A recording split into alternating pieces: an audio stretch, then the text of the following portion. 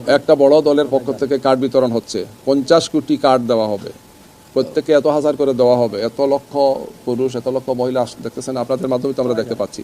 তো এই সমস্ত বিষয় নিয়ে আমরা তাদেরকে বলেছি যে আপনারা এগুলো একটু আল্লাহর রাস্তায় দেখেন, খোঁজখবর রাখেন, প্রয়োজনীয় ব্যবস্থা গ্রহণ করেন। আমরা কয়েকটি বিষয়ে ওনাদের সাথে আলোচনা করেছি। আপনারা জানেন যে আমরা আগেও এসেছি, বিভিন্ন বিষয়ে দৃষ্টি আকর্ষণ করেছি, পরামর্শ দিয়েছি। আমাদের আজকের মেন কনসার্ন ছিল আচরণবিধি। আপনারা জানেন যে 11 তারিখ, এই মাসের 11 তারিখ নির্বাচনের শিডিউল ঘোষণা হয়েছে।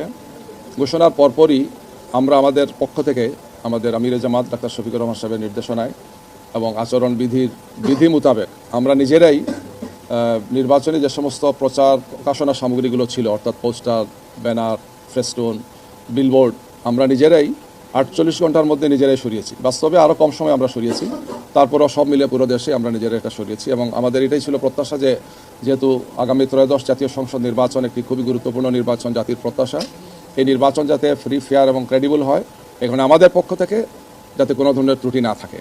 কিন্তু আমরা দেখতে পাচ্ছি যে বিভিন্ন জায়গাতে নির্বাচনী আচরণবিধি মানার ক্ষেত্রে বড় ধরনের ব্যত্যয় হচ্ছে, লঙ্ঘন হচ্ছে আচরণবিধি। আমরা আজকে এই সমস্ত বিষয়ে ইসির দৃষ্টি আকর্ষণ করেছি যে ওনাদের পক্ষ থেকে এই ব্যাপারে আরও সক্রিয় হওয়া, দায়িত্ব পালন করা। বিভিন্ন জায়গাতে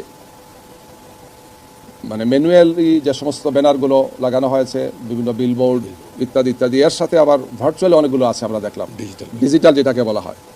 এগুলো ওনাদের পক্ষ থেকে যাতে অপসারণ হয় এবং একটি লেভেল প্লেইং ফিল্ড নিশ্চিত করার জন্য এই সমস্ত বিষয় আমরা ওনাদের দৃষ্টি আকর্ষণ করেছি। নির্বাচনী ক্যাম্পও কোনো জায়গায় আমরা বলেছি হয়েছে, তো ওনারা এগুলো নোট নিয়েছেন এবং এই ব্যাপারে প্রয়োজনীয় পদক্ষেপ ওনারা গ্রহণ করবেন, তারা বলেছেন।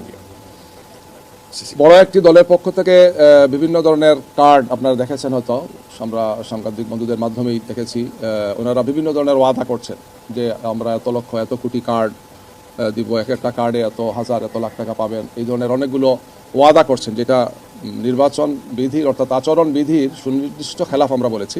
এই ব্যাপারে ওনাদেরকে পদক্ষেপ নেওয়ার জন্য আমরা বলেছি। অর্থাৎ যেখানেই যতটুকু আচরণ বিধি লঙ্ঘিত হচ্ছে আমরা তাদের দৃষ্টি আকর্ষণে এনেছি, বলছি যে এগুলো তাৎক্ষণিকভাবে ওনারা যাতে ব্যবস্থা নেন।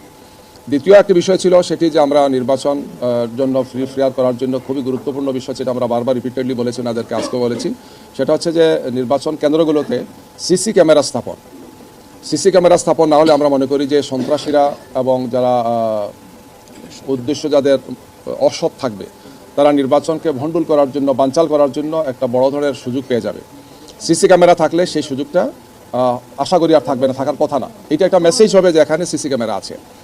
তো আমরা এটা আগেও দৃষ্টি আকর্ষণ করেছি, সিরিয়াসলি বলেছি, ওনারা বলেছেন, আমরা উদ্যোগ নিয়েছি, বিভিন্ন ধরনের প্রস্তাব বা বিভিন্ন ধরনের পরিকল্পনার কথা বলেছেন, যে আমরা বলেছি যাই করেন এটা